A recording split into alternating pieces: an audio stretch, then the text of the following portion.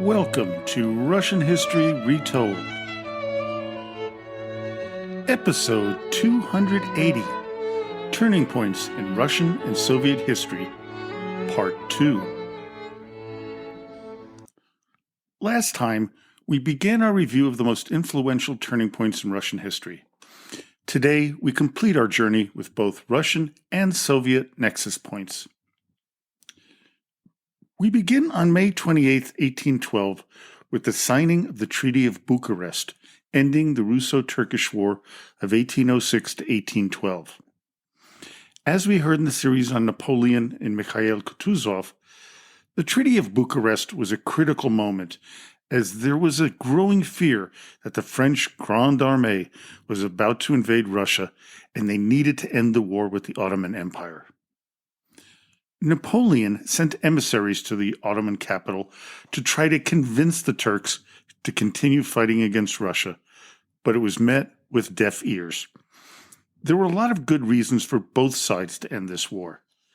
The Ottoman Empire was getting beaten on all fronts. The terms the Russians gave them at Bucharest were very generous. Had the French not been knocking on the border of Russia, there's a distinct possibility that Tsar Alexander I's army could have made it all the way to Constantinople. Even without that possibility, they could have lost a lot more territory than they did. For the Russians, the benefits were obvious. They knew that Napoleon was about to invade, so they needed to avoid a two-front war as well as freeing up about 100,000 troops. Things were pretty dicey since Tsar Alexander approved the Treaty of Bucharest on June 11, 1812, 13 days before the French invasion. Had they not signed, it is entirely possible that Napoleon could have forced the Russians to sue for peace.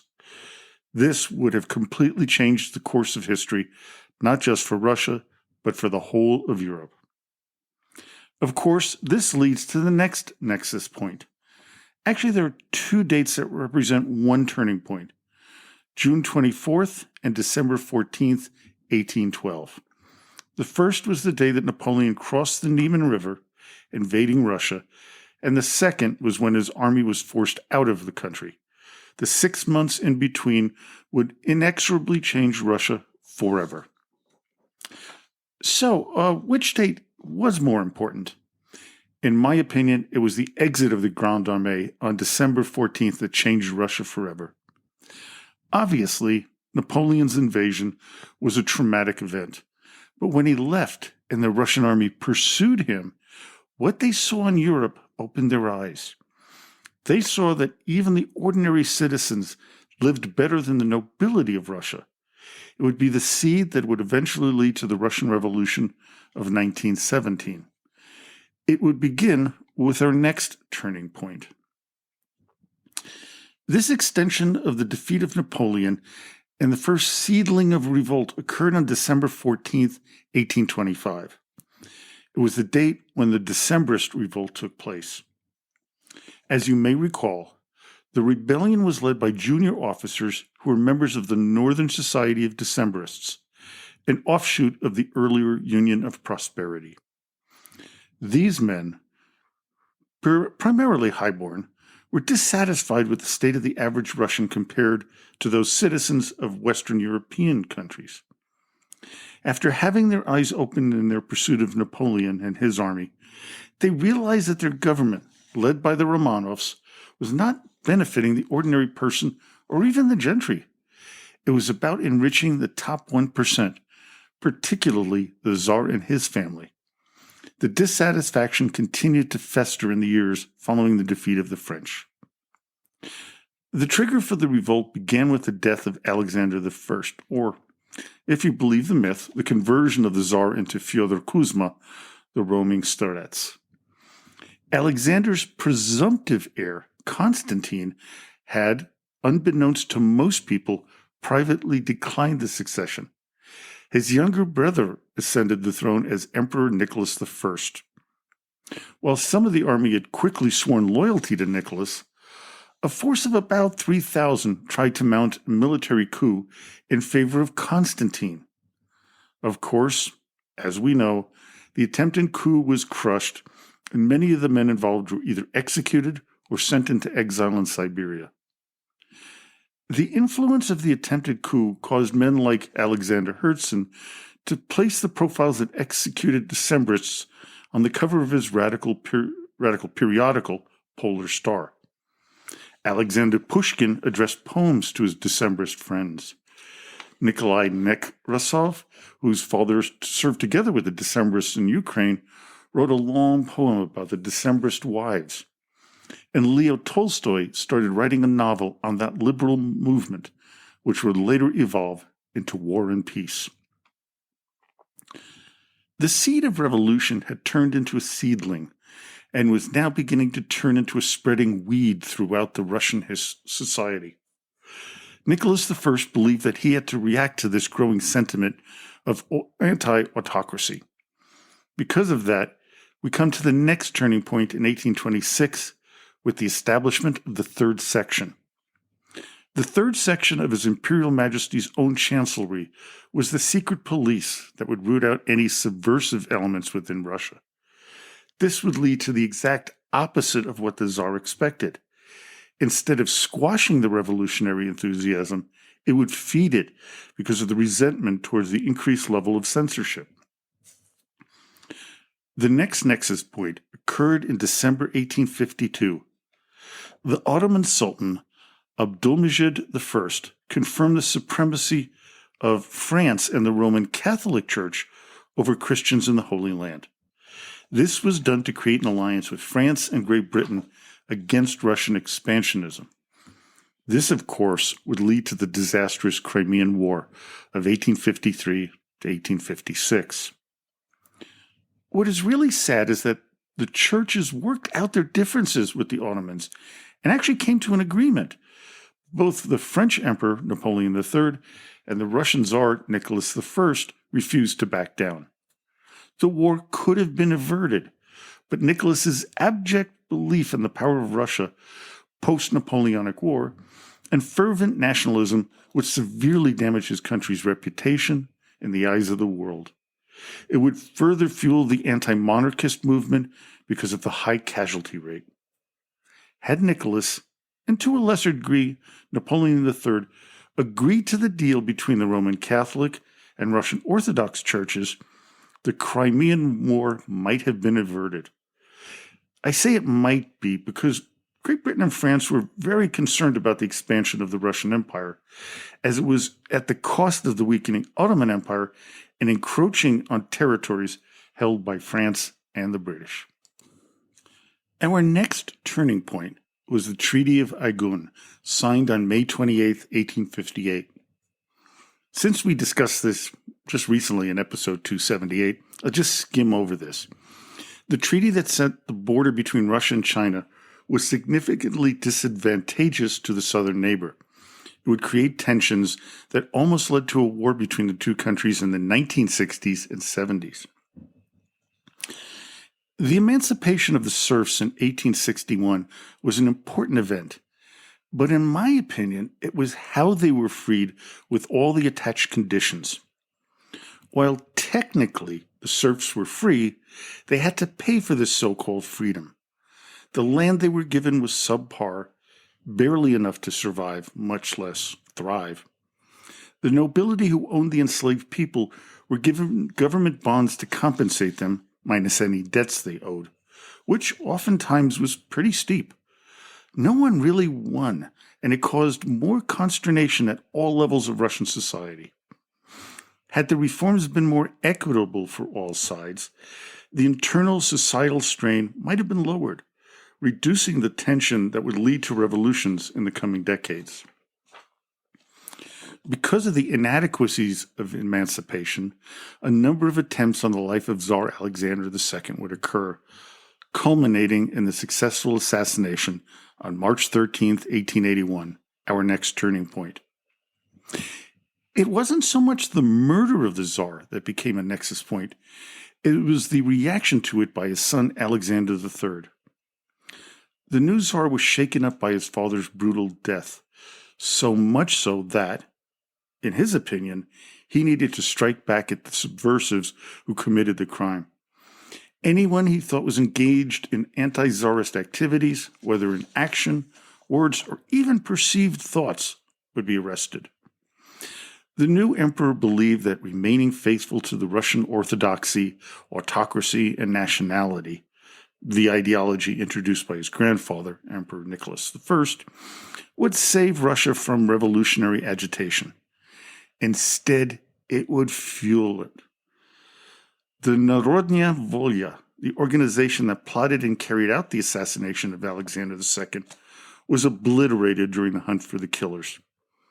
Alexander Ulyanov, the older brother of Vladimir Lenin, would be executed for his role in the assassination, along with his 4 comrades, Pakhomy Andriushkin, Vasily Generalov, Vasily Osmanov, and Peter Shevriev. They were all hanged at Shlisselburg on May 8, 1887. This would deepen Lenin's hatred of the Romanov autocracy, eventually leading to their end and the death of Nicholas II and his family. Our next turning point came on May 3, 1882, when the May laws against Jews were announced. As we mentioned last episode, Catherine the Great created the Pale of Settlement as a place for Jews to live and work. Alexander III viewed the Jewish population as the instigators of anti-autocratic activity within Russia and wanted them out. Temporary regulations regarding the Jews were supposed to last for 5 years, but they continued until 1917. This led to a mass exodus of Jews from Russia. It is estimated that over 2 million left the country, many making their way to the United States, Argentina, and an area under Ottoman rule, Palestine. Anyone who's seen Fiddler on the Roof has caught a glimpse into that time period. It would also serve to further radicalize those Russian Jews who would stay, like Leon Trotsky. 1905 would be filled with turning points in Russian history. The Russo-Japanese War, Bloody Sunday, mutiny on the battleship Potemkin, and the October Manifesto. All of these were examples of the incompetency of the government of Tsar Nicholas II. The defeat in the Russo-Japanese War pointed out how backward the Russian Navy was, as well as the incompetence of its military officers. This would gain the attention of the Germans, who believed that the flank of World War I would not be a significant obstacle. The poor showing was one of the impetuses for the protests that would happen in St. Petersburg in January 1905. This, along with the dissatisfaction of the working peasant class, those who were former serfs, led to the reactionary response that would be known as Bloody Sunday. The mutiny on the battleship Potemkin was partly due to the abhorrent conditions that the men on the ship were subjected to, as well as news of the losses at the Battle of Tsushima during the Russo-Japanese War. On June 27, 1905, Potemkin was at gunnery practice near Tendra Spit off the Ukrainian coast when many enlisted men refused to eat the borscht made from rotten meat infested with maggots. This would be the final straw for the men, especially when they were admonished by Ippolit Galerovsky, the ship's second-in-command, who allegedly threatened to shoot crew members for their refusal to eat the tainted food. While the mutiny wasn't a watershed moment, it was another incident in 1905 that showed how disorganized and vulnerable the Tsarist government was. This would put a great deal of pressure on Nicholas II, which led to the October Manifesto. Officially, quote, the Manifesto on the Improvement of the State Order, unquote, was a document that served as a precursor to the Russian Empire's first constitution, which was adopted the following year in 1906. Although it seemed to provide for a consultative government, Nicholas almost immediately regretted signing it, working to take away any teeth it had, grasping onto this autocratic belief that Russia was his and no one had the right to tell him what to do. This, of course, would set into motion the events that would lead to the downfall of the Romanov dynasty. Our next critical moment was the formation of the Okhrana, the Russian secret police, on February 9th, 1907. While the third section would be the first Tsarist secret police, the Okhrana was the culmination. It would not only spy on the people, it would be the blueprint for the Soviet secret police, starting with the Cheka. It would create a lot of double agents, many of whom would be found out about under the Stalin administration, something that would cost many their lives. Of course, Stalin himself was very likely to have been an informant. On February 22, 1917, we have another turning point with the strike at the Putilov plant in Petrograd. It would be the initial strike that would help take down the government of Tsar Nicholas II and begin the slide into the Russian Revolution and the ascension of the Bolsheviks 7 months later. While this was the spark that lit the fire, there would be many sparks over the coming months. The fire was inevitable.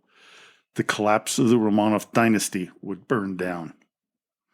This would be our next turning point as Nicholas II would abdicate 8 days later on March 2, 1917.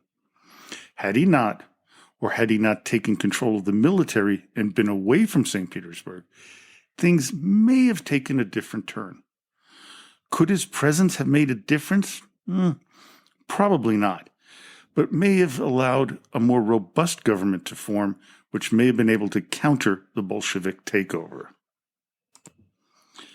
This brings us to an 8-day event that was the nexus point for the rise of the Bolsheviks, and that was the days between August 27th and September 4th, 1917, known as the Kornilov Affair. There are many turning points in Russian and Soviet history, but this one may rank number one as the stupidest decision ever made. General Lavra Kornilov took control of the Russian army when he was named commander-in-chief by Prime Minister Alexander Kerensky in July 1917. This was in reaction to the July Day protests that swept through Petrograd. Kornilov would mobilize troops outside of the capital to end any and all revolutionary behavior. Kerensky, for some reason, saw this as a threat to his government and ordered Kornilov to return to Petrograd and disband his troops. He refused. In what can only be described as a significant blunder, Kerensky decided to release many Bolsheviks from prison in August, which, in and of itself, wasn't an issue. What was the problem is that he armed them upon their release. This would come back to haunt him and lead to his eventual overthrow. Had the provisional government held firm and not released and given weapons to the Bolsheviks, it is very likely that they never would have had the firepower to take control of the government, and the Soviet Union would never have existed. Our next turning point occurred on October 25th, 1917, the old calendar. It was the day that the Bolsheviks began the October Revolution and overthrew the provisional government. The lack of any resistance was the critical factor. The Bolsheviks were not very large in number, but they did have one thing that gave them the edge over their opponents: decisive leadership. Had anyone else stood up to them in a forceful way, they never would have succeeded. The signing of the Treaty of Brest-Litovsk was our next turning point, which occurred on March 3, 1918. It took Russia out of World War I and gave up a tremendous amount of territory, but it allowed the Red Army to strengthen, which in turn allowed it to eventually win the Russian Civil War. Without that treaty, the Bolsheviks would have been highly unlikely to have held on to power. We move 4 years into the future with the signing of the Union Treaty, a document that formed what became the Soviet Union on December 30th, 1922. This would last until December 26, 1991, a total of 69 years. The treaty would solidify the claims of the Bolsheviks for control of this immense country. 1928 presents us with 3 turning points: the start of the first 5-year plan, the beginning of the collectivization of Soviet farms, and the arrest of Leon Trotsky. The 5-year plan was aimed at turning the Soviet Union to an industrial power, something that, had it not been done, would have allowed Nazi Germany to take the country when it invaded in 1941. The collectivization of the farms cost millions of lives, but was part of the 5-year plan. Both changed Russia's and all countries' fundamental nature under the USSR banner. The arrest of Leon Trotsky on January 17, 1928, ended any threat to the authority of Joseph Stalin and would be countless tens of thousands under the watchful eye of the NKVD. Another threat to Stalin was eliminated on December 1, 1934, another nexus point. The assassination of Sergei Kirov would remove the last danger or perceived threat to Stalin. A supremely charismatic and powerful Bolshevik, Kirov had to go. There is debate as to Stalin's role in the murder, but he was the one man who benefited above all. The key to this being a significant turning point is the subsequent start of the Great Purge, which cost the lives of 1 million people between 1936 and 1938. Our following 3 turning points involved the Soviets and Nazi Germany. The first occurred on August 23, 1939, with the signing of the Molotov-Ribbentrop Pact, also known as the Treaty of Non-Aggression between Germany and the Union of Soviet Socialist Republics. It shocked the world at the time, but it served as a time when the Soviet Union could shore up its still weak military, as they knew it was only a matter of time before Hitler ordered the invasion of the country. That would occur on June 22, 1941, with Operation Barbarossa. Over 10 million combatants would be involved in the coming war, with the Germans suffering 1 million deaths and the Soviets losing 4.5 million. And this doesn't even come close to estimating the civilian losses that would come about. The loss of men in the ensuing war would not be recovered for decades. The losses would culminate in our next turning point, which occurred in 1943, and that was the failure of the Nazi Wehrmacht to take Stalingrad. Many view this as not only a turning point in Soviet history, but the event that proved that Germany could and would be defeated. The surrender of the Sixth Army by Field Marshal Paulus occurred on February 2, 1943. With the war over, we come to our next nexus, the failure of the Berlin blockade of 1948 and 49. The Soviets believed they could split the Western Allies and drastically weaken Germany by denying access to Berlin. They did not count on the West's resolve and the Berlin airlift's success. It was a significant rebuke of Stalin's policy and would lead to West Germany joining NATO in 1955. March 5, 1953, the day Joseph Stalin died, is another obvious choice for a turning point. It would end the fear tactics that the Soviet leader used for decades. For a few months, there was uncertainty as to who would take the mantelpiece from Stalin, with Lavrenti Beria stepping up at first. But with his arrest and December execution, that would not occur, which, in and of itself, is another turning point. Stalin's shadow over all Soviet life would begin to deteriorate with a speech given by Nikita Khrushchev on February 25, 1956, known as On the Cult of Personality and Its Consequences, popularly known as Khrushchev's secret speech. It would repudiate many of Stalin's repressive policies, precipitating the ideological split with Communist China. The Cuban Missile Crisis of 1962 would change things forever between the USA and the USSR, as well as causing the eventual ouster of Nikita Khrushchev 2 years later. These 2 turning points would lead us to the Brezhnev era of stagnation. Within that period, another turning point would occur with the signing of the SALT I Treaty and the beginning of détente in 1972. SALT I led to the Anti-Ballistic Missile Treaty and an interim agreement between the 2 countries. This would help lower tensions between the US and USSR and lead to SALT II. The U.S. Senate, though, would not ratify the treaty in protest of another turning point, the Soviet invasion of Afghanistan, which occurred on December 24, 1979. It would last for little more than 9 years, ending with the Soviet troop withdrawal, which ended on February 15, 1989. It would cause the rise of the Taliban and Osama bin Laden, eventually leading to the catastrophic events of 9/11. My next turning point may seem like an inconsequential moment, but it isn't.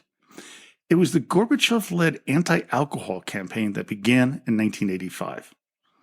Many of you know alcohol has a long relationship with the Russians, going back to the days of Vladimir the Great. But that is not what makes this particular campaign as influential as it was. The Soviet government actually derived a large chunk of its funding from the taxes generated from alcohol sales. This massive reduction in revenue significantly affected the deficit that the country was facing. It would never recover financially. This decision by Mikhail Gorbachev would lead to our last two turning points. The first is August 1991 attempted overthrow of Mikhail Gorbachev. While he and his family were on vacation in Crimea, a group of senior communist figures, the quote-unquote Gang of Eight, calling themselves the State Committee on the State of Emergency, launched a coup d'etat to seize control of the Soviet Union. It was both dangerous and, in the end, a laughable attempt to reverse the many reforms Gorbachev had ordered over the previous 6 years. Ultimately, it failed, but its immediate beneficiary would be Boris Yeltsin. While he had opposed Gorbachev in the past, his rallying support from the people of Moscow would save his rival. This would, of course, lead to our last turning point, the resignation of Mikhail Gorbachev and the end of the Soviet Union on December 25th, 1991. I've shared my views on the many whys of the collapse of the USSR. Financially, it was destitute. The way it collapsed and the lack of financial support from the West would lead to the situation in Ukraine and Russia today. Well, I hope you enjoyed today's episode. Join me next time when we talk about something that I think has a lot to do with what's going on in Ukraine, and that is we're going to discuss the Russian conflicts that occurred after 1991, including Ukraine, of course, Chechnya, and Georgia. So until next time, до свидания и спасибо за внимание.